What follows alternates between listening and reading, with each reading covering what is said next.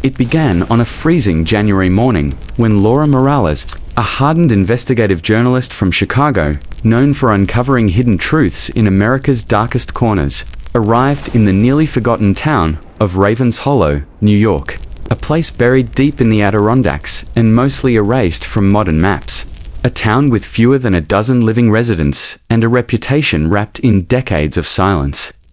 tragedy, and unanswered questions. And as Laura's rented black SUV rolled slowly down the icy, cracked highway with snow-laced trees towering like watchful guardians on either side, she felt an inexplicable weight pressing on her chest. Something more than the high-altitude air, as if the town itself was bracing for her arrival. And when she passed the rusted metal sign that read, "Welcome to Ravens Hollow, Population 12, she noticed it had been scratched violently with deep gashes like claws or knives, reducing the number to 7, and her curiosity. The same instinct that had helped her expose a cult in Arizona and a haunted psychiatric hospital in Maine,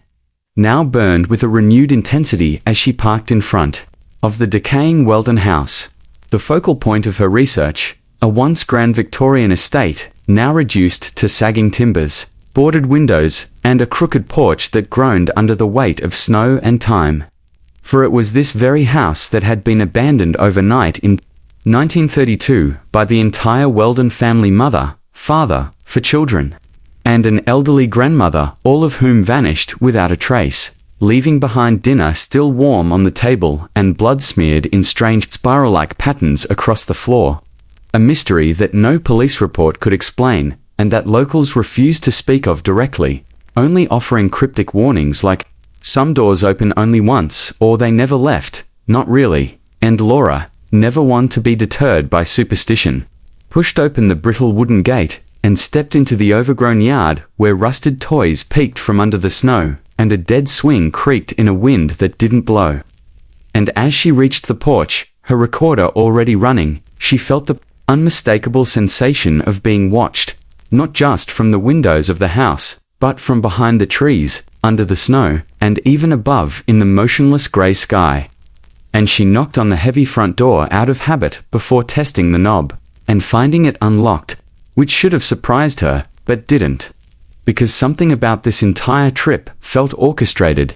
like she was meant to come. And as the door creaked open with a moan that sounded almost human, she stepped into a stale darkness that swallowed her immediately, the air dense with rot, old wood, mold, and something else beneath that something metallic and sweet, like the scent of decay that had long fermented. And her flashlight beam revealed a large foyer covered in dust and spiderwebs,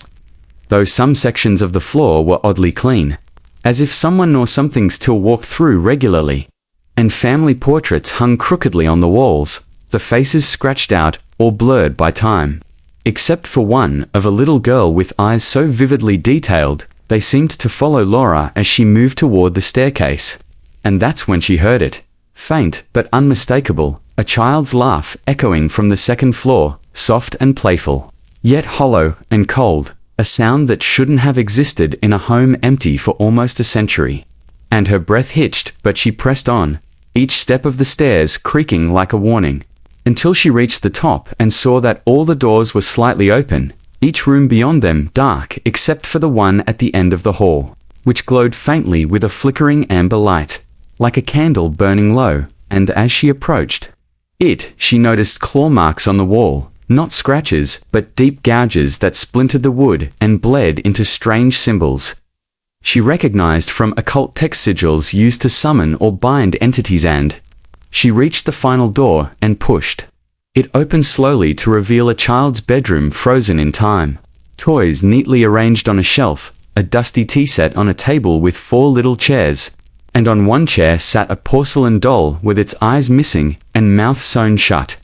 Yet Laura felt as if it was grinning at her as she stepped inside, and her flashlight suddenly died, plunging her into dim flicker light from the candle. And then came the sound again, the child's laugh, now joined by a chorus of whispers from all corners of the room, saying her name, mocking her, promising things she couldn't understand. And she backed out quickly, only to find the hallway had changed, now impossibly long, and filled with closed doors that hadn't been there before, and from behind each came scratching, thudding, sobbing, as if something inside wanted desperately to be free or to feed. And she ran, stumbling down the stairs, flashlight flickering back on just in time to catch a glimpse of a shadow darting across the foyer, low to the ground, too fast to follow. And as she turned toward the exit, the front door slammed shut with such force the walls shook, and a voice, ancient and deep, echoed through the house and into her mind, not in words but in pain, in memories that weren't hers, visions of rituals, of blood, of bodies bound and burned in the basement altar, where the Weldon father had once tried to cure his dying daughter by offering up his other children to a spirit he found in a hidden grimoire, a ritual that demanded life for life, pain for healing, but instead unleashed something darker that now owned the house. And Laura dropped her recorder, screaming as hands burst from the floor and walls, pale and clawed, grabbing at her clothes, her limbs, her face, trying to drag her down into the boards as the doll from upstairs now sat atop the mantel, somehow moved there, head tilted, whispering in a language she didn't understand. And just as she thought it was over, that her body would be taken, her soul consumed by the thing that fed on the Weldons and now her, she was released suddenly, the house going silent, the door opening by itself, the wind outside still as death, and she ran, bloodied and sobbing, collapsing into the snow, only to look back and see the house exactly as she had found it, still and dead, no sign of light or life. But in her pocket, she felt something warm and pulsing, the doll's glass eye, and the last thing she remembered before losing consciousness was the sound of laughter, not a child's this time, but the warped, gurgling voice of something ancient and patient, saying only one word, stay. And when Laura awoke, hours later, in a hospital bed 20 miles away with frostbite on her fingers and bruises on her legs, the attending nurse told her she had been found on the side of Route 63, screaming incoherently and clutching what looked like a doll's eye embedded in her palm, which required surgical removal because the tissue had begun fusing with the glass. And when Laura asked if anyone had gone to investigate the Weldon house, the nurse stiffened slightly and said in a low voice that no such house existed, that the property had burned down in 1954 during a lightning storm and had been nothing but a foundation ever since, which made Laura freeze with confusion because she remembered the walls, the symbols, the footsteps, the voices, and most vividly, the eye of the doll that now sat in a jar by her bedside, floating in some kind of chemical solution, yet still twitching slightly whenever no one was looking. And when she was discharged days later and returned to Chicago, she tried to bury the experience as just trauma or delusion, the kind born from isolation and obsession, but her nights were filled with nightmares, long, looping dreams of hallways that bent in impossible directions, of children chanting in Latin, of mirrors that didn't reflect her. But worse than the dreams were the days, because things began happening around her that couldn't be explained, like birds crashing into her windows every morning at exactly 3:07 a.m. Her apartment walls bleeding dark water from corners that had no pipes behind them, and the sound of scratching inside her mattress that persisted even after she replaced it. And each time she tried to write about what had happened in Ravens Hollow, her computer would glitch, freeze, or shut down entirely, sometimes deleting her files, other times replacing her words with phrases like "it's still hungry" or "she opened the door." And one morning, she found a set of muddy footprints on her kitchen floor, small, bare feet that trailed from the hallway into her living room and disappeared by the window. And when she checked the building's security footage, the cameras had all gone dark for 6 minutes around 2:44 a.m. The exact moment she remembered waking up to a faint lullaby being hummed from the corner of her room where the shadows never seemed to clear. And she started noticing people avoiding her in public places, strangers crossing the street, co-workers refusing to meet her eyes, and once she overheard 2 of them whispering that they could hear someone breathing on the other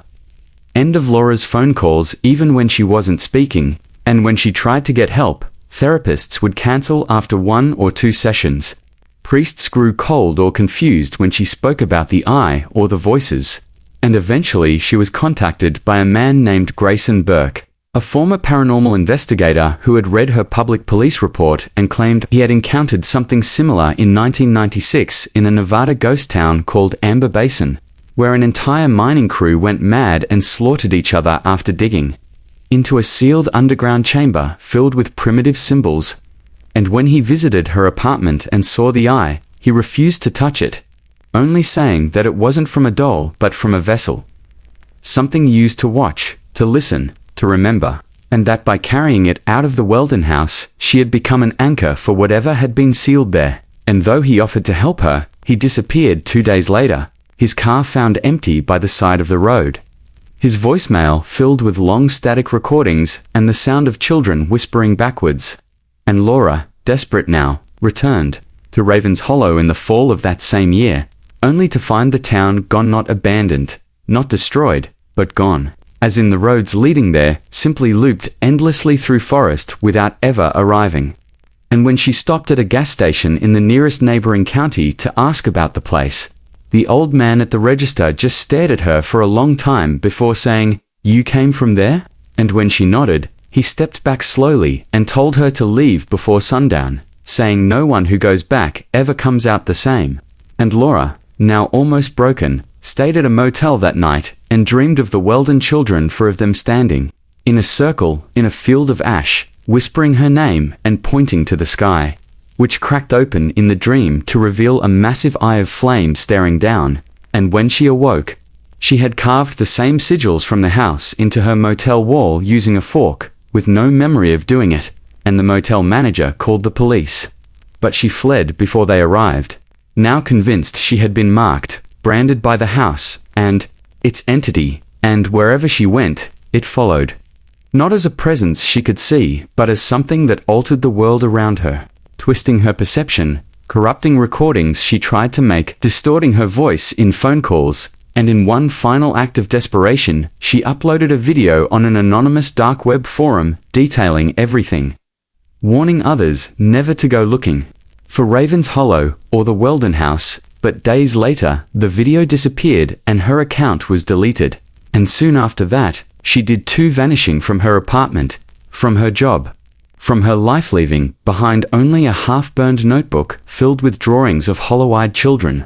impossible geometric shapes, and a single line repeated over and over until the ink bled through the pages. "I let it out, and now it wears my face." And though Laura was gone from every official system and her name turned up no hits in police databases or missing person registries, as if she had been erased from the national memory, there were still whispers in forgotten corners of the internet, screenshots, corrupted audio clips, low-resolution frames showing a figure that looked like her but moved unnaturally, twitching frame by frame with a wide,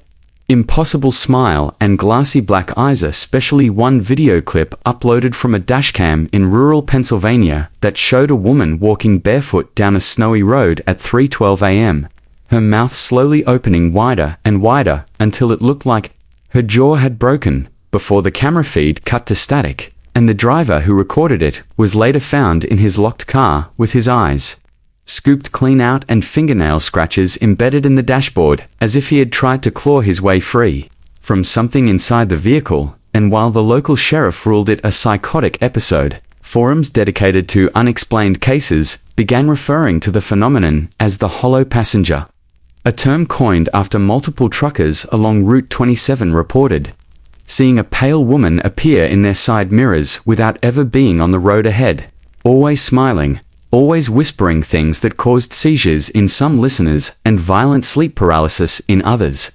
And it wasn't long before a documentary YouTuber named Jackson Pyre decided to investigate the case of Laura Morales, digging through archived news reports, scraping the deep web, eventually locating a retired janitor from the hospital where she had once been admitted, who claimed that during her stay, the doll's eye in the jar had shattered from the inside, not the outside. And several night nurses quit after witnessing strange child-sized handprints on the ceiling of her room. And as Jackson followed the trail, he began experiencing electrical disturbances, his phone melting its SIM card, his cameras refusing to record in mirror reflections, and his own voice recording different sentences than what he spoke, always referencing the door, the watcher, or the girl with the burned face.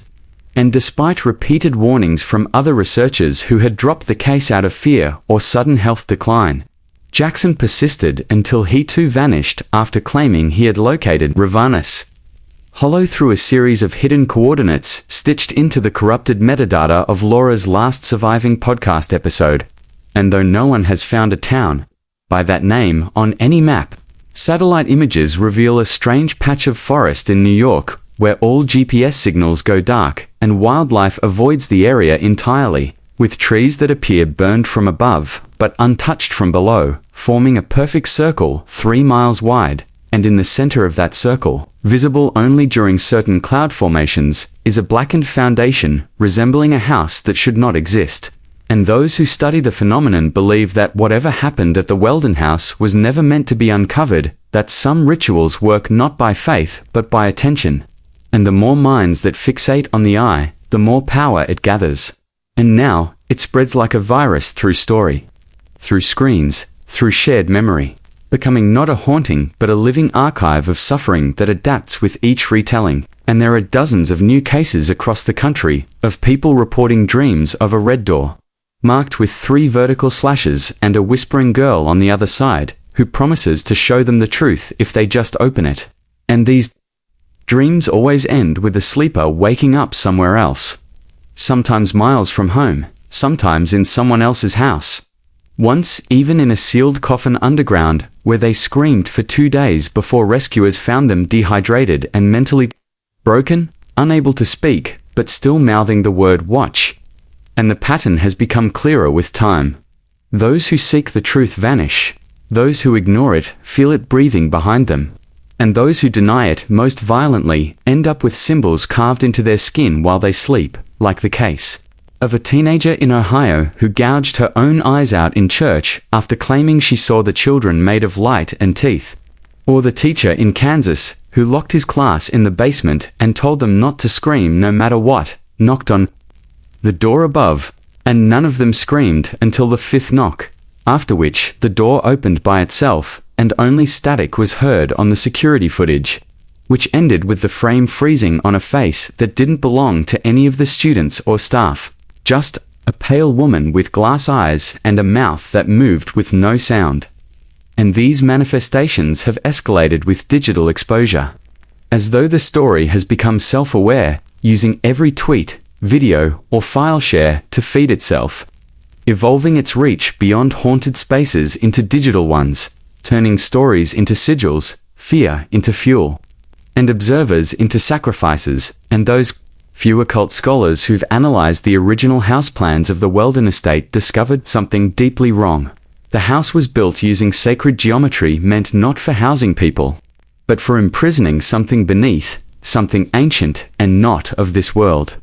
And the family's disappearance was not the first event, it was the last seal breaking. A chain reaction that now bleeds outward into our world, like a slow infection. And those who read too far into it, who look at too many of the symbols or speak the recorded words aloud, report bleeding from the eyes, an unbearable ringing in their ears, and shadows that follow them in reflections but vanish when they turn. And one such researcher, linguist, named Dr. Esther Quandis, appeared after publishing a paper titled The Door Beneath the Door, which attempted to decode the phrases whispered in Laura's final audio logs. And while the paper was pulled from all academic archives hours after posting, fragments remain on backup servers and include chilling phrases like "We are the body," "It remembers the fire,"